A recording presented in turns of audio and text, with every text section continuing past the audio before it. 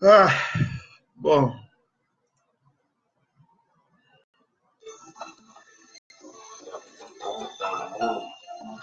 Ouais, je suis de retour. Je vous prie de m'excuser, franchement. Comme on dit, l'on a créé la machine, mais la machine trahit. Je pense que le problème que j'ai, c'est que j'ai tellement d'applications financières ouvertes sur mon ordinateur et que je ne peux pas fermer parce que je perdrais les données. Donc, il m'arrive de travailler, soit de les laisser en veilleuse, etc. Et la conséquence immédiate de tout ça, c'est que quand je fais un live, Facebook consommant tellement d'énergie, le microprocesseur, il explose à chaque fois. Donc, c'est ça qui fait que ça s'arrête immédiatement. Donc, c'est un problème de microprocesseur. Il ne me permet pas d'aller au-delà d'une heure. J'ai deux choses, soit de désinstaller certaines applications alors que j'ai là besoin pour travailler, soit de chercher une nouvelle machine. Je pense à la deuxième option que nous allons utiliser. Voilà. Je vais aller rapidement sur la crise des devises. Donc, je vais continuer. Après, le live sera en replay sur mon mur. Comme j'ai dit, j'expliquais précédemment, ce qui a créé la crise en Thaïlande, c'est à peu près la même chose qui crée la crise financière chez nous. Ça veut dire que nous avons emprunté massivement à la Chine, à la Banque mondiale, au Fonds monétaire, à l'Union européenne, à la Banque africaine de développement, en devises étrangères pour faire des infrastructures. Ces infrastructures n'ont pas réellement été faites, donc elles n'ont pas généré le surplus de croissance économique qui permet que l'économie camerounaise se lance. La conséquence immédiate de tout ça, c'est que l'économie camerounaise, il n'y a pas de véritable croissance économique. On n'a pas renouvelé les ensembles industriels, les barrages ne sont pas achevés et le remboursement des prêts arrive déjà à maturité. Et donc, quand l'État décaisse ce qui est en devise pour les services de la dette, il ne reste plus grand-chose à l'intérieur pour faire tourner l'économie locale. La conséquence, c'est qu'on commence à avoir des crises de devises. L'une des solutions de ça serait par exemple de rééchelonner notre dette extérieure. Si on rééchelonne, rééchelonne notre dette extérieure, ça veut dire qu'on diffère le remboursement du principal et on nous permet de payer seulement on nous permet de payer seulement les intérêts. Là, le service de la dette qui est déjà de 1200 milliards, peut-être même plus, va peut-être chuter à 200 milliards. Est-ce que ça va être une solution? J'en sais rien. J'en viens aux causes. Je vais parler des causes rapidement. J'ai dit que l'une des causes, c'était la crise anglophone. Et là, j'arrête un peu la musique. L'une des causes, c'était la crise anglophone. La crise anglophone est l'une des causes de la crise des devises que traverse notre pays.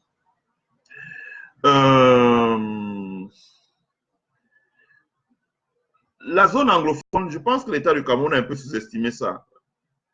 L'extrême nord du Cameroun est une zone immensément touristique. Le parc de Ouaza et autres choses. Donc, les touristes venaient dans ces zones, se livrer à l'exploration touristique, ça rapportait des devises. Mais ce n'est pas très important. C'est surtout la zone anglophone, parce que la zone anglophone, elle a une diaspora qui amène énormément d'économies. J'ai précisé que quand vous lisez la balance des paiements d'un pays, dans la section compte courant, je crois, il y a ce qu'on appelle les transferts. Les transferts, c'est l'ensemble des avoirs que les Camerounais qui vivent à l'étranger amènent et injectent dans notre économie. Sans donner, ça ne donne pas lieu à une contrepartie. Ça veut dire que l'État du Cameroun, au lieu de payer les policiers pour faire seulement le renseignement, suivre les opposants ou entendre ce qu'ils disent, il aurait dû payer des gens qui font des études et lui dire que voilà, sachez que dans les hôtels à Limbe, à Bamenda, en temps de paix, les gens descendent de l'extérieur avec des devises en main pour venir payer en dollars au guichet de Ayaba Hotel ou bien de Palm Beach Hotel à Limbe pour organiser leur mariage. Ils donnent 20 000, 30 000 dollars, 40 000 dollars, en dollars, en euros, saignant là. Et cet argent retourne soit dans les microfinances, soit au marché noir pour financer les gens qui ont des besoins de devises pour voyager. Ça fait que presque jamais, c'était près d'un tiers des besoins en devises. Et on n'avait pas besoin de supporter, de piocher dans les devises de la Banque centrale. Parce que sur le marché noir, ça veut dire à Aqua Palace, ça veut dire auprès des microfinances, les CCA, les machins, etc. Il y avait énormément de ventes de devises parce qu'ils avaient des gens, les hôtels, là, les grands hôtels qui venaient leur dire, bon voilà, j'ai fait cette semaine 4 mariages. Les gars, ils m'ont déposé à chaque fois 15 millions, ça fait 60 millions en dollars, en euros. Ils venaient vendre ça et ils récupéraient de l'argent. Bamenda, Limbe étaient de très grandes places où on encaissait les devises étrangères dans les banques, dans les microfinances. Vous voulez acheter les devises, c'est même à Bamenda qu'il fallait aller acheter. Parce que les gens descendaient, je veux dire, il y a la frime, les gens, il faut dépenser en dollars pour sentir dire qu'on est quelqu'un. Or, quand on a mis la crise anglophone, on a publié les listes noires dans les aéroports pour traquer les gens ne partent plus en vacances. Les Camerounais partent en vacances en Guinée. Les Camerounais partent en vacances en Afrique du Sud. Les Camerounais partent en vacances en Côte d'Ivoire. Donc, ils amènent nos devises là-bas. Résultat des courses, il y a eu un gap, un déficit de devises et que l'État paye cash. Parce qu'il n'y a plus de devises au marché noir. Il n'y a plus de devises dans les microfinances. Il n'y a plus de devises dans les petits établissements financiers qui captaient l'argent des devises. Il n'y a plus de devises chez les petits changes. Moi, je connais des gens, par exemple, à EDEA, qui font le change, qui peuvent changer 5 millions de francs par jour en devises. Simplement parce qu'il y a des gens qui arrivaient de l'étranger, qui venaient à EDEA en vacances, et ils amenaient leurs devises parce qu'il faut frimer, et ils changeaient chez lui pour avoir des CFA. Et lui change chez les gens qui veulent voyager. Les gens partaient de Yaoundé pour venir prendre 5 millions chez lui en devises, donc 10 000 $ ou 10 000 euros. Aujourd'hui, quand tu leur demandes, est-ce que tu fais encore le change? Il dit non, les gens ne viennent plus. Donc, tous ces gens doivent courir au guichet des banques. Et la Banque centrale n'a pas assez de devises. Je rappelle encore que quand on calcule la balance des paiements de notre pays, les devises qui sont disponibles, que ramène la diaspora, doivent être comptabilisées dans la section transfert. C'est pour ça que quand vous sortez, si vous allez au pays, si vous avez 30 000 $, vous êtes obligé de les déclarer aux douanes américaines avant de sortir avec. Et quand vous traversez l'Europe, vous déclarez. Quand vous entrez au pays, vous déclarez. Ce sont des devises qui rentrent dans notre économie. Quand l'État prend des décisions liberticides vis-à-vis de la diaspora, là où il avait besoin de dialoguer pour trouver des solutions sur la double nationalité et autre chose, la crise anglophone et autre chose, ces décisions-là pèsent sur notre économie. La crise anglophone pèse aussi sur notre économie dans le sens où il y a les dépenses militaires. Le Cameroun n'a pas une industrie de fabrication des armements, des munitions, des équipements militaires. Ça veut dire qu'il doit les importer. Or, depuis la crise de Boko Haram, 2012, nous faisons face à 7 années de guerre. 7 années de guerre. Ça a épuisé nos réserves de change. La crise de Boko Haram, ça a épuisé nos réserves de change. Moi qui vous parle, je suis de ceux qui, à l'époque où Léopold Meboué, de la DGRE, s'il était vivant, il peut témoigner, sommes allés nous battre à Washington pour que le Cameroun ait des accords de coopération militaire avec les Américains. C'est d'abord les Camerounais qui ont commencé, ce n'est pas l'ambassadeur. C'est nous autres qui sommes allés nous battre à Washington. Et on essuyait les insultes à l'époque. Parce qu'on voyait bien que notre pays ne pourra pas tenir à ces rythmes-là. Et comme si ça ne suffisait pas, on a ajouté encore la crise anglophone. Et large. Il faut faire face aux dépenses militaires. Il faut acheter les armes, il faut acheter les munitions, il faut acheter les équipements, il faut acheter les pièces de rechange pour les équipements militaires, un char, un camion de transport de troupes, les avions de transport, etc., etc., etc. Et quand les Américains retirent l'assistance technique, ben, il faut trouver les devises pour ça. Ça veut dire qu'il y a urgence pour notre pays, si nous voulons régler la question des devises, de régler la crise anglophone, de trouver une solution à la crise anglophone. Et le plus rapidement possible, de trouver une solution politique à la crise anglophone. Il y a des gens qui se sucrent au niveau des sécurocrates, qui se font du sucre dans la crise anglophone parce que bon, on commande les armes, on commande les munitions, on commande les pièces de rechange, on commande les équipements, mais ça se fait au détriment des devises qu'on aurait dû utiliser pour commander la matière première, les équipements pour les usines, pour faire tourner l'économie. Les intrants agricoles, les semences, pour faire tourner l'économie. Il faut arrêter la crise anglophone. Ensuite, la crise anglophone a quand même détruit ce qui était l'un des fleurons industriels du Cameroun, qui lui donnait les devises, la CDC.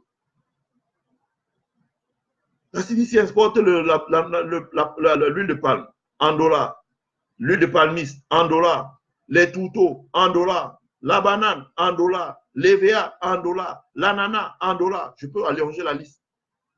Aujourd'hui, la CDC est à l'arrêt. La CDC est à l'arrêt. Qui paye? Il faut bien trouver ces devises à quelque part. La CDC était une grosse pourvoyeuse de devises. Elle est à l'arrêt. Autre chose, l'État du Cameroun n'a cessé de donner, d'octroyer des concessions.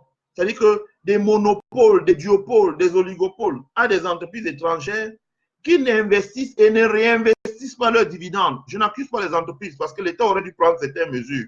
Nous, on a travaillé avec le président Maurice Kamto. On a lui a fait des propositions dans son projet pour stopper net, de façon à ce que quand une entreprise étrangère devait amener 100 milliards dans l'économie du Cameroun, que pendant 20 ans, elle ne sorte pas 5 francs de devise pour aller à l'étranger, qu'elle fasse tourner cet argent à l'intérieur de notre pays, en l'État en lui proposant des incitations, les anglo-saxons disent incentives, et des avantages fiscaux, etc., pour qu'elles puissent réinvestir leurs bénéfices pour développer d'autres activités localement. Le gouvernement camerounais n'a pas fait ça. Vous avez entendu Paul Biala en Italie dire, ouais, si quelqu'un vient investir au Cameroun, il peut rapatrier immédiatement, le mot est fort, immédiatement ses dividendes. Ça veut dire jamais 100 milliards, je crée 200 milliards de valeur et je repars avec les 200 milliards de valeur. Ça veut dire que c'est le Cameroun qui finance les devises. Ça, si vous voulez, quand vous regardez, il y a une conjonction d'erreurs, il y a tellement d'erreurs que le gouvernement a commis, tellement d'erreurs. Et au lieu de reconnaître ça, il commence à nous dire non, non, c'est ça au Gabon, non, non, c'est ça. Nous sommes Camerounais, nous n'avons pas le même potentiel que le Gabon. Le Gabon n'a pas la taille de la diaspora camerounaise. Et ça me permet d'embrayer sur la diaspora. Le gouvernement camerounais doit comprendre une chose. Dans les années, dans le temps, si je veux parler comme le vieux français, les devises camerounaises provenaient du travail des agriculteurs camerounais, disons à peu près 1 million, qui cultivaient le cacao, qui cultivaient le café, qui cultivaient le coton, qui cultivaient la banane, qui cultivaient l'ananas, qui cultivaient l'EVA, etc., etc. Et notre pays exportait autant d'Aïdjo. Ça nous ramenait des devises. Le gouvernement camerounais doit comprendre une chose.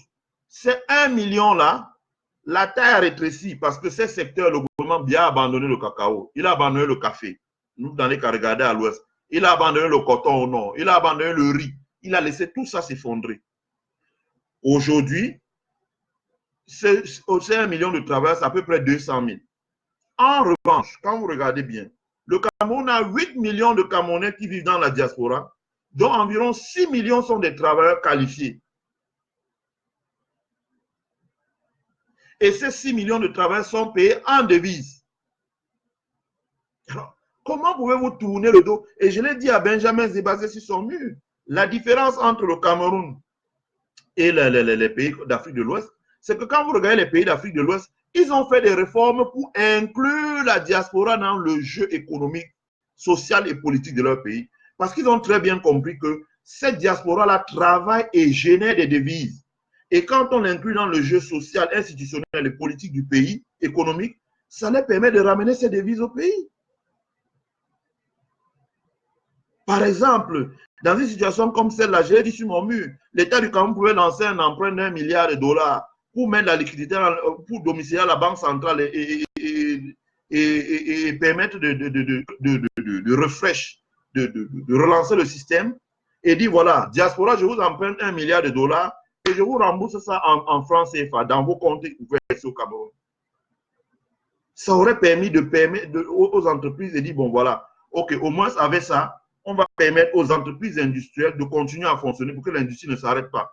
Ce que le JICAM a dénoncé en disant il y a un risque que les industries s'arrêtent. L'État du Cameroun ne l'a pas fait. Pourquoi? Il a mis des textes comme non reconnaissant la double nationalité, liste noire dans les aéroports, tension avec la diaspora. Rien n'est fait pour essayer de résoudre ça. Or, la diaspora manifeste, on voit bien que les gens viennent de partout, on dit non, c'est les Bamileke. Des solutions, mais vraiment stupides, idiotes. L'État ne connaît pas voir les opportunités. Regardez dans les pays d'Afrique de l'Ouest, regardez au Sénégal. Vous avez les députés de l'étranger, vous avez les sénateurs de l'étranger, vous avez le ministère ou des Sénégalais de l'étranger. Vous avez des lois faites, parce qu'il y a les députés de l'étranger à l'Assemblée nationale, des lois faites pour permettre aux Sénégalais de l'étranger d'investir chez eux, acquérir un logement déjà construit, des programmes de rapatriement des devises pour mettre dans l'immobilier, dans l'agriculture. Regardez tous les footballeurs sénégalais, Ferdinand Coly, Bokandé, quand ils prennent la retraite, ils rentrent chez eux. Parce que quand ils sont encore en train de jouer, il y a des programmes qui leur permettent de réinvestir tout ce qu'ils gagnent chez eux. Moi, j'ai souvent l'habitude de dire aux gens, si j'étais sénégalais, c'est que j'aurais un jet privé payé. Ils ont tellement de programmes pour leur diaspora qui en profitent. Chez nous, non. Il y a toujours un mur en béton entre le gouvernement camerounais et ses enfants. Est-ce que c'est normal? Non. Or, la diaspora camerounaise avec 6 millions de travailleurs représente un potentiel en devise que si on permettait à cette diaspora de rapatrier cet argent pour investir, pour financer les prêts, l'argent qu'on va chercher au FMI, à la Banque mondiale, on peut l'avoir auprès de la diaspora. Il suffit de toquer la porte, toc, toc, toc, et de lui parler, de la respecter, de lui donner la place qui lui revient. J'ai parlé des projets de Jacques Bondiao. Comment pouvons-nous avoir une sommité? Jacques Bondiao, pour vous dire, ça je le tiens du président Laurent Gbagbo, d'une de ses conseillères qui est une amie. Elle est même là sur ma page Facebook. Quand Gbagbo lit l'interview sur Bondiao dans Jeune Afrique, il missionne son ambassadeur aux États-Unis d'aller rencontrer Jacques Bondiao à Microsoft et lui dit qu'il aimerait le rencontrer chez lui dans les plus brefs délais. S'il faut même, il envoie son avion. Et elle lui donne tout le biais, la facilité, tout l'hébergement pour le rencontrer. Et au sortir de l'entretien avec Gbagbo, Bondiao est nommé conseiller spécial de Laurent Gbagbo pour les questions de TIC. Il est arrivé dans notre pays avec des projets, avec son partenariat pour faire une joint venture avec Genesis, pour faire le parc de technologie et faire toute la sous-traitance sur les logiciels à destination du monde. La télémédecine qui devait installer un grand centre, ce qu'on appelle le parc technologie de Kribi. Qu'est-ce que l'État a fait pour que le projet démarre? Le projet devait permettre les exportations de tout ce qui est immatériel, les logiciels, les télécentres, la télémédecine. Ça devait générer les devises. Qu'est-ce que l'État a fait pour que ça démarre? Rien du tout. Donc, il y a un mur de béton entre l'État du Cameroun et sa diaspora. Et l'État du Cameroun a oublié que quand la CNPS n'a que 1 million de travailleurs dans ses fichiers ou la direction des impôts, à l'extérieur, vous avez 6 millions de travailleurs camerounais listés. Il faut qu'ils arrêtent de mentir les Camerounais sur les chiffres. 6 millions de travailleurs. Vous ne pouvez pas tourner le dos à 6 millions de travailleurs et vouloir financer l'économie avec 1 million de pauvres travailleurs à l'intérieur. Et continuer à mentir, dire le sous-emploi. Ça, je dis ça pour Grégoire. Nous avons un problème. Il n'y a pas assez de travailleurs à l'intérieur du Cameroun. Les travailleurs, c'est à l'extérieur du Cameroun. C'est à l'extérieur. Vous avez près de 6 millions de travailleurs. Vous avez près de 6 millions de travailleurs. L'État du Cameroun doit être réaliste. Et la personne qui a bien compris ça, c'est Maurice Kamto. Il l'a dit, moi, la diaspora, c'est un pilier de mon projet de société. C'est un pilier de mon programme. Et si je suis élu, je mise sur la diaspora. Dans son parti, il a nommé les gens de la diaspora. Hein, comment il s'appelle encore? Henri Djoko, Ngangan, Elvin Geko, Kwam Kamdem ici aux États-Unis, ils sont nombreux, qui sont des hauts cadres du MSC. Parce qu'il a bien compris les enjeux. Et nous qui travaillons pour Kamto, qui réfléchissons avec lui, il n'a cessé de nous demander de réfléchir sur les programmes concernant la diaspora. Je peux vous dire que quand je vous dis, Maurice Kamto, je ne trahis pas un secret, quand il est en liberté, mais même à 3 h du matin, il vous réveille. Parce que j'éteins jamais mon téléphone pour certaines raisons. Vous n'entendez pas, vous regardez, je dis ça, c'est sûr, c'est Maurice Kamto, c'est lui. Il veut savoir ça, il veut savoir ça, il veut que tu produises des chiffres, ceci. Il faut que tu fasses une simulation Excel, tu lui envoies. Il veut savoir le potentiel de la diaspora.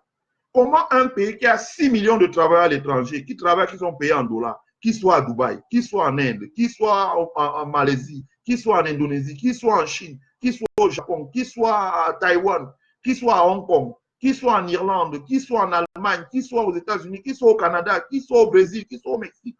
Les Camerounais sont partout en Afrique du Sud. Ils travaillent, ils sont payés en devises. Le gouvernement camerounais voit 6 millions de travailleurs à l'étranger qui génèrent des devises. Il les ferme complètement à la porte avec des lois liberticides. Et il mise sur 1 million de travailleurs pour avoir des devises. Est-ce que les 1 million de travailleurs qui travaillent au Cameroun produisent encore les devises? Qu'est-ce que nous produisons en cacao encore? En café? On nous dit, j'ai vu les gens me dire des bêtises là. Oh, le pétrole, parce que le coût du pétrole a baissé. Notamment Cabral Libi qui dit non, c'est les espoirs. Là, voilà Cabral Libi qui disait qu'il est l'homme de la diaspora. Mais lui, il fait un communiqué pour dire qu'il faut relancer les exportations, monsieur. Pour trouver les devises, il faut toquer à la porte de la diaspora. Il y a l'argent. Il y a l'argent. Vous avez de l'argent dans les caisses de la diaspora. La diaspora camerounaise a de l'argent. Et l'avantage de la diaspora camerounaise, c'est qu'elle peut prêter. Je dis bien prêter parce que j'ai souvent fait confusion en disant emprunter. la diaspora camerounaise peut prêter à l'État en dollars, en euros, et se faire rembourser en CFA dans leur compte bancaire local. Mais quand comment vous dire, on va vous arrêter dans les aéroports. Si vous avez des maisons, on va saisir. On va assassiner vos membres de famille qui sont au Cameroun. On envoie les messages tous les jours. Ça devient ce n'est même plus l'intimidation. Maintenant, on commence à faire des lives pour dire ça, les Amer, tout. On va. Vous voulez aller où avec ça? Je le dis encore, les gens qui nous dirigent doivent comprendre une chose. Il y a 6 millions de travailleurs camerounais à l'étranger qui génèrent des devises et le pauvre Cameroun à l'intérieur n'a que 1 million de travailleurs qui ne génèrent rien du tout. Donc, pour la plupart, c'est les employés de l'État ou bien des manœuvres dans les industries locales. Donc, il est temps de mettre une politique tournée sur la diaspora, d'inclure la diaspora dans le jeu politique. Et c'est ce que les États-Unis, la communauté internationale, l'Union européenne demande à Paul Biya. Hein? L'autre l'a dit ici, Tibor Nadi. J'ai vu comment l'insulte dans le Cameroun est formidable, vivant seulement. Tibor Nadi, le secrétaire d'État aux affaires africaines et européennes, a dit il faut inclure la diaspora dans le jeu politique au Cameroun. C'est parce qu'ils ont les données statistiques. Ils savent ce que les Camerounais gagnent ici. L'Amérique, c'est le pays des dettes. Ils savent le niveau d'instruction des Camerounais. Ils savent où ils travaillent. Ils savent les quartiers où ils résident, avec des logements à 200, 300 millions de francs CFA. Ils savent quel est le revenu qu'ils ont. Ils savent les affaires qui brassent en Amérique, même ce qui brasse en dessous de la table. Et ils se disent, mais comment quelqu'un peut-il tourner logiquement le dos à une telle masse de capitaux, simplement pour des considérations politiques? Ils ne comprennent pas. Il est temps que le gouvernement camerounais réintègre la diaspora dans le jeu politique institutionnel, en lui donnant une place, peut-être 20, 30 sièges à l'Assemblée nationale, au Sénat, en reconnaissant la double nationalité, en faisant sauter toutes leurs listes noires fantômes qu'ils mettent dans les aéroports pour intimider les gens, et plein d'autres réformes, et commencer à travailler avec elles, ouvrir certains types de bureaux dans les ambassades. Moi, je ne vais pas trahir tout ici, là. Je vois Franck Diaga qui est là. Franck Diaga qui est là pour me suivre, parce qu'il va dire, si tu essaies de trop parler des solutions de notre programme, je vais te créer des problèmes. Je te rassure, Franck Diaga, je n'irai pas plus loin, je parle en gros. Et je dis encore que la personne qui a compris ça, c'est Maurice Kamto. Et qu'est-ce qu'on dit tous les jours? Non, ils disent ça parce que ce sont les Bamileke. Non! La diaspora a des devises que le Cameroun cherche là. Le Cameroun, je le redis encore, au temps d'Aïdjo, les devises étaient produites par 1 million d'agriculteurs qui travaillent dans les campagnes. Quand Paul Biya est arrivé, il a laissé les détournements. Donc, ces 1 million de devises ont commencé à financer les consommations des fonctionnaires et tout qui détournent l'argent. Le champagne, les sacs Chanel, Louis Vuitton, les voyages à l'étranger de lui-même et autres personnes. Mais entre-temps, ce qui s'est passé, c'est que lui, avec ses lois, sa répression, a envoyé beaucoup de Camerounais à l'étranger, où ceux qui allaient étudier ne sont pas revenus. On est arrivé à une masse de 6 millions de travailleurs à l'étranger qui sont payés en devises. Ces devises restent bloquées à l'étranger et pourtant, dans la comptabilité nationale, quand on calcule la balance des paiements, dans la section compte courant, les transferts des Camerounais à l'étranger ou les avoirs des Camerounais à l'étranger devraient être réincorporés dans le calcul de la balance des paiements du Cameroun. Il ne l'est pas. Le Cameroun ne reconnaît pas la double nationalité. Donc le Cameroun explique ses agents économiques. Résultat des courses, la possibilité d'attirer 10 000 milliards en devises.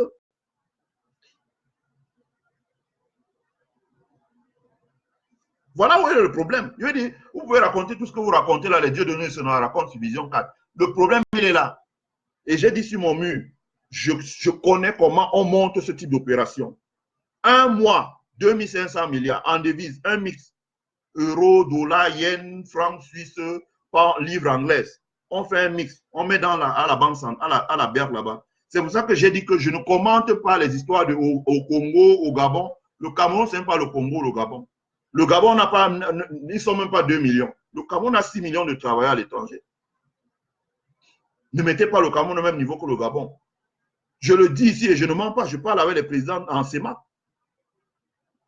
Ils disent toujours s'ils étaient présidents du Cameroun. Parce que s'ils étaient présidents du Cameroun, mais ils savent qu'ils n'auraient jamais eu ces problèmes-là.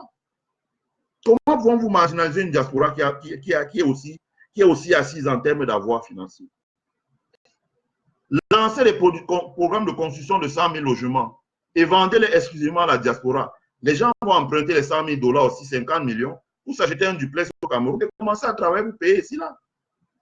C'est les devises qui vont venir au Cameroun. De quoi on parle? Et ces devises vont soutenir l'économie. Lancer des programmes d'emprunt de l'État en devises et des eurobonds payables localement en CFA. Les gens vont emprunter. L'État va emprunter en dollars, mais il ne pourra plus les rembourser en dollars, il va les rembourser en francs CFA, dans les comptes de chaque Camerounais localement. Quel est le problème que ça peut me poser que je donne 10 millions à l'État et il me paye 15 millions dans un compte bancaire au Cameroun? Quel est le problème? Ça me pose aucun problème. Je ne suis pas français. En revanche, un Français n'empruntera pas ses euros au Cameroun pour qu'on le paye en CFA. Jamais. On va le payer en euros. Donc, c'est un problème de politique économique. Je veux dire qu'il ne faut pas qu'on nous trompe. J'ai expliqué qu'il y a les coûts du pétrole, mais ça, je rends ça marginal parce qu'il ne faut pas que le gouvernement camerounais rêve. Je l'avais déjà dit sur mon mur Facebook. Les coûts du pétrole, ça ne remontera plus comme c'était avant. Ça, il faut dire au revoir à ça. Cette histoire de pétrole-là, c'est fini. Les Américains ont mis